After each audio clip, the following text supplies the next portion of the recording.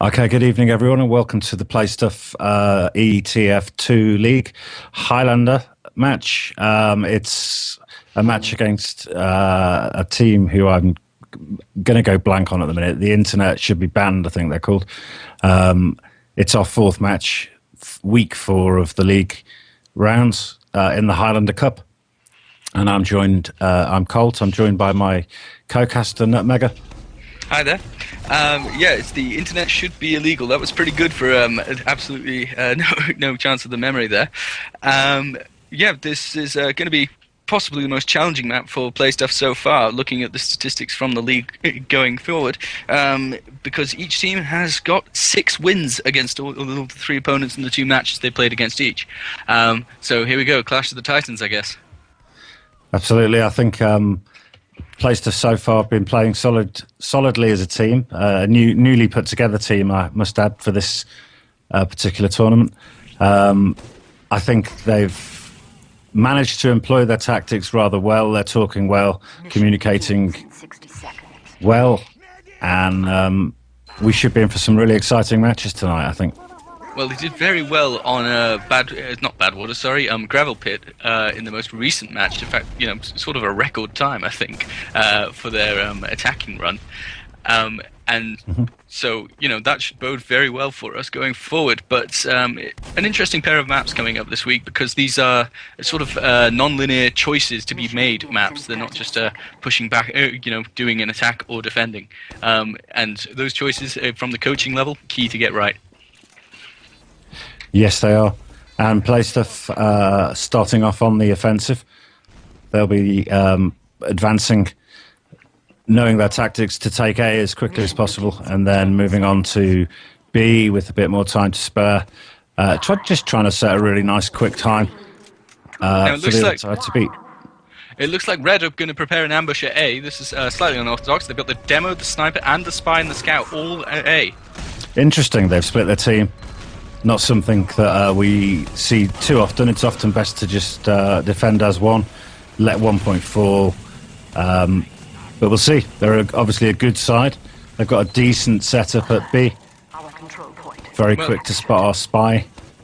2 players going down pretty quickly. I'm just trying to find the other 2. Have they retreated to B? But there's certainly a few players at B.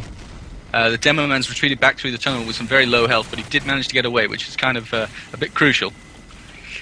But also a point to note that Play Stuff didn't actually have to use an Uber, so this game really hasn't started yet.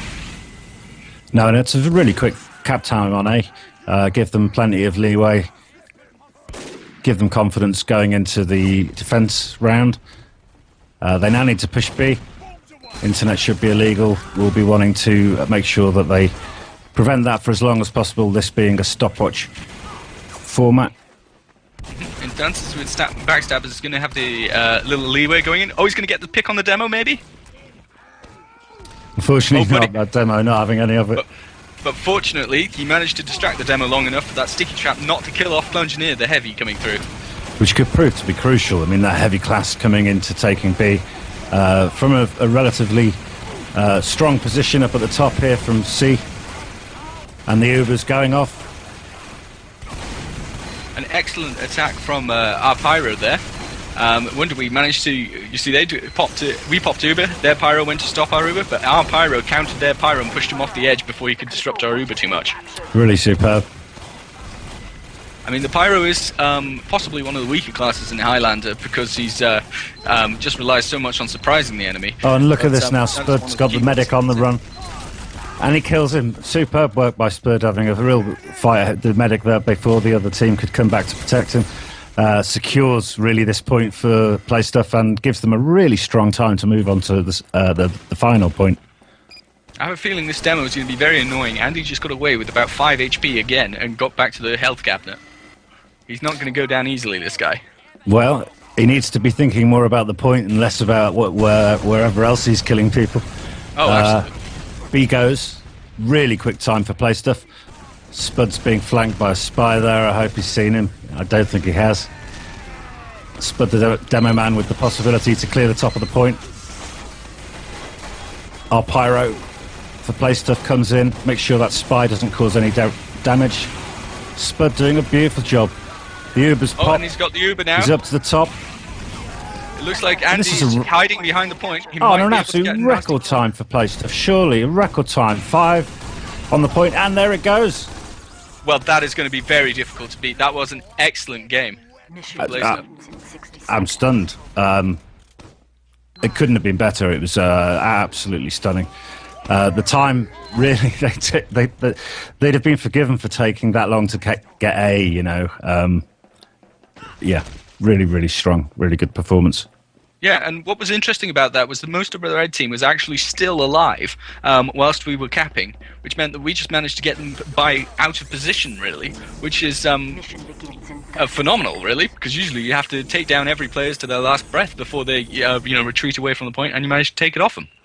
Absolutely. I mean, they didn't feel very organised. They seemed to be fighting sporadically, not protecting each other, allowing our players who tend to kind of like move en masse to just wipe them out whenever they encounter them, giving them a really easy take of this map. I'm going to be speechless if the opponents beat Playstuff on this map now. Well, I think one of the big disadvantages they started with was they split the teams. Now, it looks like they're all poised to go attack onto A as a team, so maybe they'll group a bit better together this time. That's right, and that's a sensible thing for them to do. I don't think Playstuff will put up too much resistance. Spud's been just kind of poking, checking no one was coming to B. They're not. They're all at A. They're trying to cap. Spud's getting his trap there for the people that spawn after A's been capped and run around this corner. Nice little sticky trap. Yeah, I mean, I would expect that sticky trip to be from A to C, but I mean, that's what they would be expecting. So Spud obviously playing the mind games. Yeah, he's a very good player, Spud, actually. He's quite experienced. He plays 6v6s. One of our strong players with more competitive experience. That was an interesting move by Blue just then. They left 2 players on the point just to finish off the cap time. It was the scout and the sniper, I believe, and then moved forward with the rest of the team early. So they've obviously want to get an extremely fast time, and they know how to do that. Yep, definitely. It's really crucial now that Playstuff can hold off this first early push. Blue with the heavy on the point, taking a lot of damage from the soldier at the top. Yep, Goldenrod still neatly tucked in upstairs. Oh, gets the pick on the heavy. Beautiful. So and they've cleared off. Capping time. Excellent. Really crucial defences here coming out from Playstuff, just keeping this point for a little bit, letting themselves group up, get a defence organised. Well, it's important to remember that Red do have the spawning disadvantage, so if they trade evenly, that means the Blue have the advantage, because they respawn just a little bit faster. Yep, absolutely. And the Spy doing some troublesome work on Almighty Bob. Spud needs to be careful to make sure that heavy doesn't come around the corner and straight into his face. Oh, beautiful. And Krasgo onto the point, takes out one. Unfortunately couldn't take out anyone else. Blue now, one person on the point, it's the Pyro. The engineer and Spy for Playstuff running in. Pyro doing an impressive job with the help of the demo man keeping that clear, but they haven't capped. Playstuff have held off. Yeah, and that was a lot of confidence running into the point with the shotgun against the Pyro. You really have to get that first shot bang on, doing at least 90 damage in order to make sure that that Pyro doesn't gobble you up with his flames. Yeah, absolutely. And we're getting Internet Should Be Legal's commenting that Spud is an unkillable demo, and I second that. He's a fantastic player. Manages to be rather annoying in many, many different positions. He's a fantastic scout, he's a really good soldier and a demo man. And here we go. This time needs to be beaten, and they're not going to do it. So Playstuff take this map. Just to remember that there was some overtime left on that point, but of course overtime does not matter in stopwatch mode. It's all about how quickly you cap those points. And if you are not as fast as the other team, it doesn't matter how much overtime is left on the clock. Or on the point, I should say. Absolutely. It's all about the clock. It's all down to the seconds in this mode. And really, surprisingly convincing victory for Playstuff, considering these teams both have the same win record in their league. This is going to give Playstuff a nice little bit of comfort. I don't want to say it was too one-sided a victory, though. I think there were a lot of 50-50s that, maybe went 51-49 to us. I think that can happen a lot. I think, TF2, there's an awful lot of explosive action. And, luck does come into it. But generally speaking, extremely strong performance by Playstuff. And as you say, not against the side that are badly organised or inexperienced. They're doing rather well themselves in the league. No, absolutely. I think their players are certainly working to a very thought-out and well-positioned play. So we're just in the preparation time now. It looks like everyone's going to take a little bit of a break. Oh, no. Spoke too soon. We're up to setup time already. And this is the ABBA format, as you understand better than me. But basically, we play the same map twice. And on the first round of play, we just swap around the team that starts. You can see that Playstuff's less. The quicker classes are suiciding at the front there to give the engineer plenty of metal so he can get up a decent defence nice and early.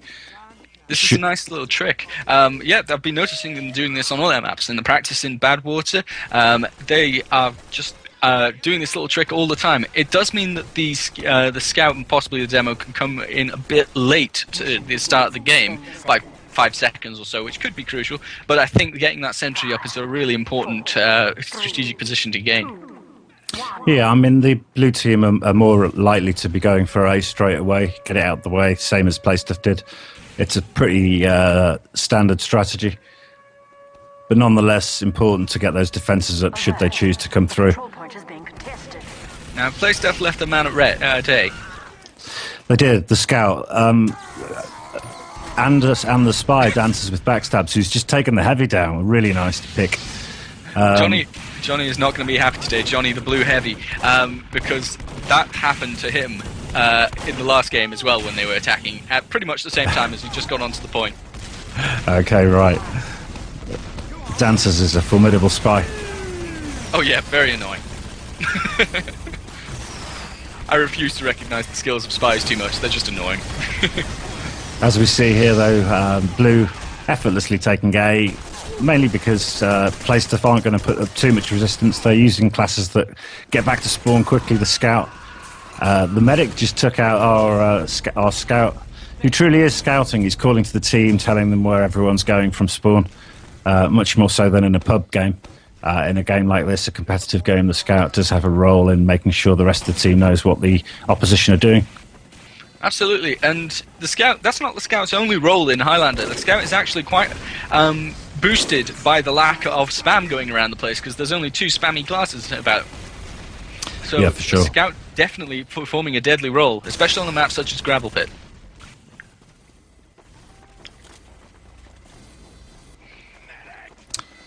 And it's all looking fairly standard. I think it's important to point out at this stage that Playstuff have already held off B for longer than their opponents did in the last match on this map, last game on this map. That's going to serve them well, just make it a little bit easier for them when it comes to their turn to attack. Oh, and the spy getting in at the last second. Nearly got... Oh, then the Pyro finishing off the sentry. Very important for Pyro to dart on to those opportunities as he sees them.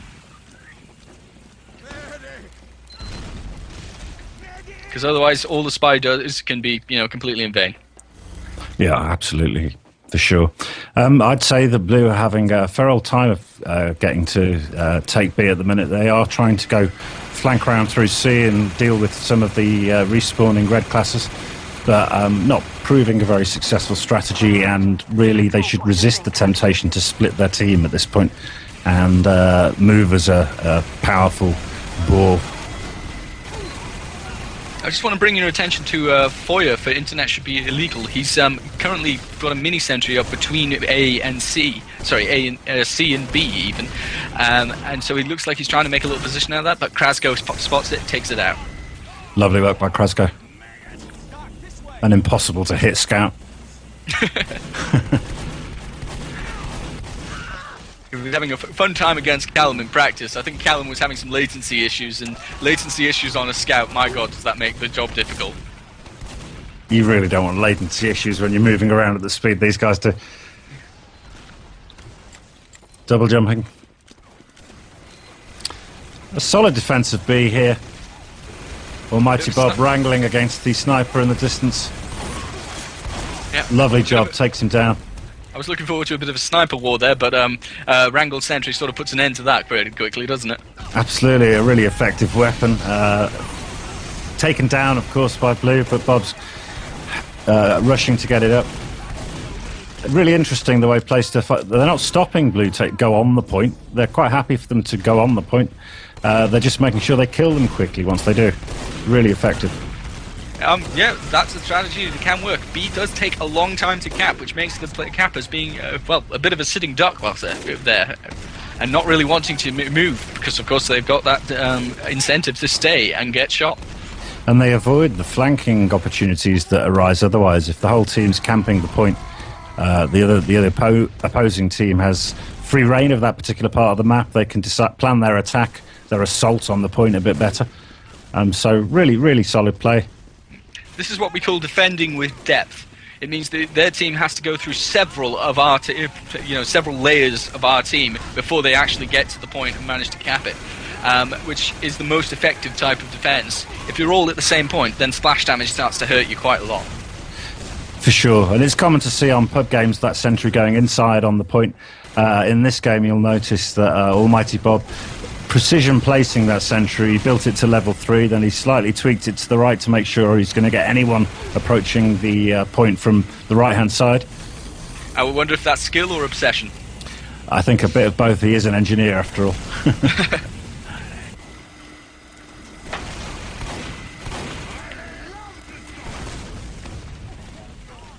So I would guess from the lack of Blue players that they have grouped together and they're about to launch a huge assault on the point at B. Well, this is the problem. They're sitting at the exit to B, just in a little tiny choke where rockets can come down and hit all of them at the same time, causing lots and lots of damage, more than Nojiba, the Blue medic, can possibly heal out. I mean, he has his Uber. There's no good reason for them to wait, apart from the fact that they're literally standing in a target.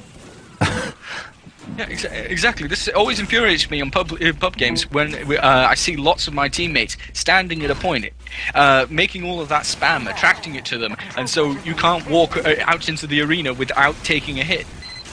Absolutely, and of course, Playstuff taking the roof of B and making sure they keep the roof of B. We'll see if they can in this particular attack now, but that's always going to be crucial and always going to mean that they can spam any kind of exit route the blue team choose to take. Blue flanking around the back of B at the minute with their Uber, but unfortunately they're just using the Uber to fend off the sentry. So that sentry now being wrangled by Bob. I feel a bit sorry for Nojbar, which is Internet Should Be Illegal's medic. He was doing a very good job of using the Uber as late as possible, even in fact going all the way across the B point. Quite risky maneuver, only to be stopped by a Pyro well placed to push back that heavy and stop him doing any damage. Yeah, sure. Now, I note that their spy there chose to go to cap, when in fact you'd have thought he'd have been going for the sentry, which is obviously so pivotal in our defence here. He's not going to have a very easy job of that because our Pyro is, well, doing a lot of burning, as you'd expect from a Pyro.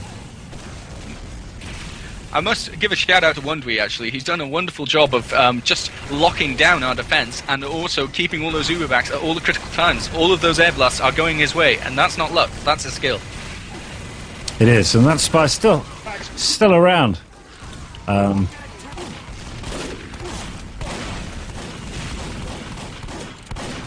he take down the center? Just towards Pyros. I love air blast, it's just so entertaining. And loads of action here at the front, drop down from A. The heavy medic, Pyro, engineer, all going onto the point at once. They've got an Uber. They've got an Uber on that point now, have they? They have. So this will take a little bit longer to take out. But of course, remember that the Uber stops you capping. So a +2 cap speed will be knocked off as soon as they pop that Uber, which will take even longer to cap. So unless they can push out and get some kills with and that there goes the Uber. It won't mean them a lot. The Uber forced by Spud, going into the point. Oh, really fantastic. No option. The medic keeping alive if he can survive this, and he can't. The medic's down. Blue looks like they're going to cap. Did you just see what Wondry did there? He was pushing that heavy back into that corner where he could do no damage except to Wondry, but somehow Wondry did or kept him there for about 4 seconds in the face of a minigun and then ran away to live the tale. Superb work. Well, B has now gone down, and it's a fight for C to set the time that PlayStuff will have to beat. Awesome Big Bag Berg hoping for someone to come through that teleporter. I don't think that's going to happen. PlayStuff's medic up onto the roof. Spy, Scout, Demoman doing a really handy job of knocking them off the roof, but there's no one up there to threaten PlayStuff at the minute, and PlayStuff are just edging their way up, going to secure themselves a position to defend C. I think C's looking a little bit safe at the moment. Lovely reflection. The Pyro can do the team so much good if he's reflecting properly. This is possibly the pivotal moment for the Pyro. This is where he gets to shine on the tower of Gravel Pit. A lot of professional teams opting for a Pyro in their standard rollout on Gravel Pit precisely for the reason of just pushing people off the point. Yeah, so important, and so hard to assault that point when a team's set up its defences and is established with a medic and a heavy and an Uber and a sentry.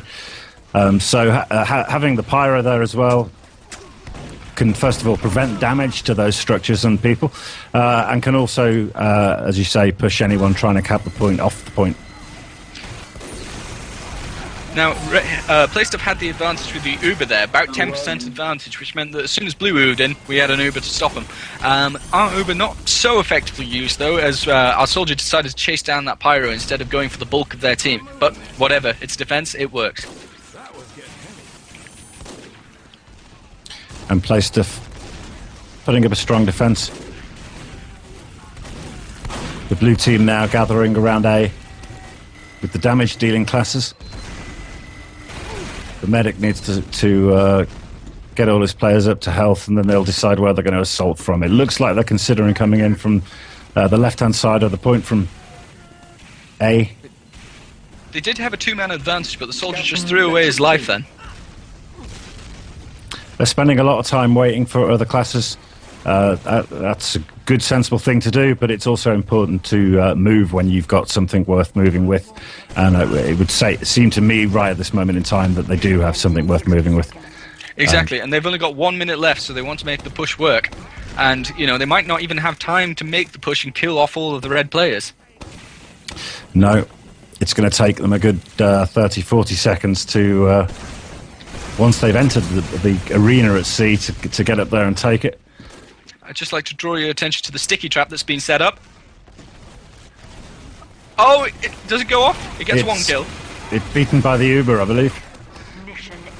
But here they are, Blue's strongest push, their last chance really. They've set up a mini sentry, nice play by their engineer. Better play by our spy, who zapped it immediately. And they're fighting for the top, but it doesn't look to me. No, the red heavy's up there with the medic. And a final push by the soldier, who jumps into the air only to be taken down by the heavy. Unfortunate mountain donk back on there. Lovely play. PlayStuff taking the map.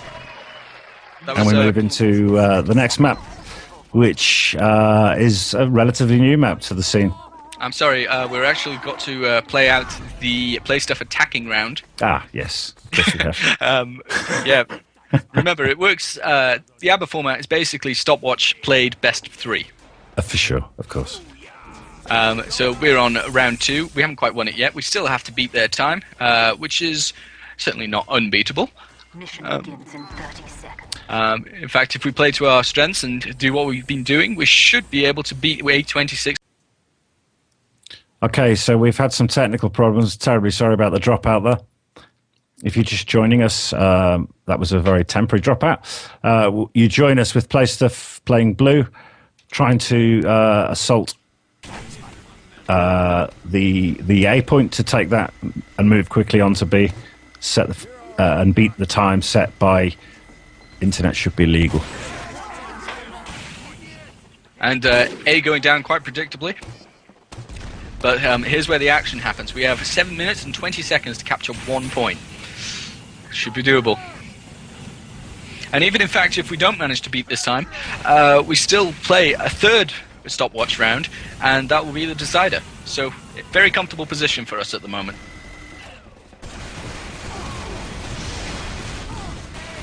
And the red team concentrating on waiting for play stuff to come through, having cap day. Heavy goes down. The red Pyro doing a good job of keeping Zero's Uber right where it belongs. And Red's Uber has been thrown, so... Just noticed I'm being a little bit anti-play stuff biased in this cast. I think I'm overreacting to how biased I've been in the other casts.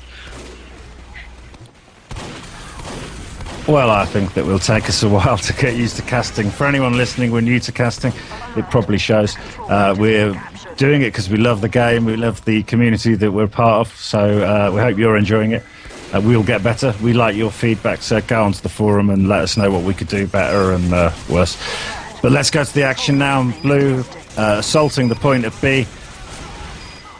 Medics down, Pyro's down. Nicely defended by the red team.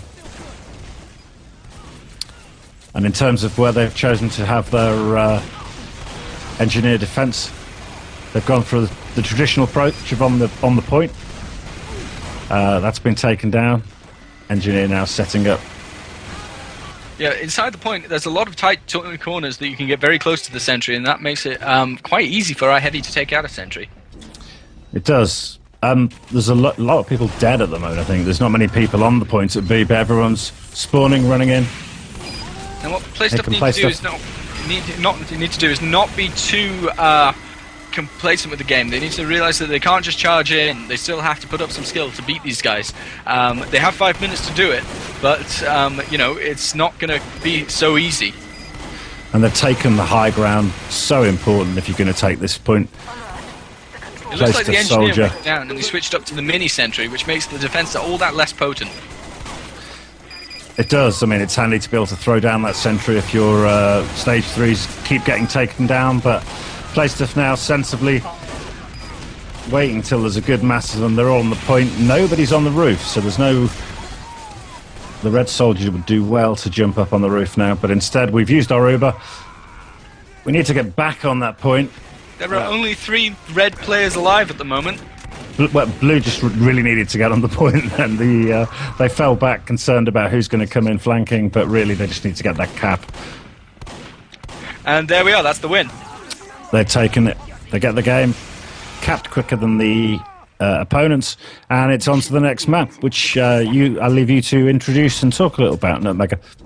All right, I think we'll close down the stream for just until we actually get that map up. We're being very quick today, so we might get that up quite soon. But it will be CPU Golden Watch. We'll be right back.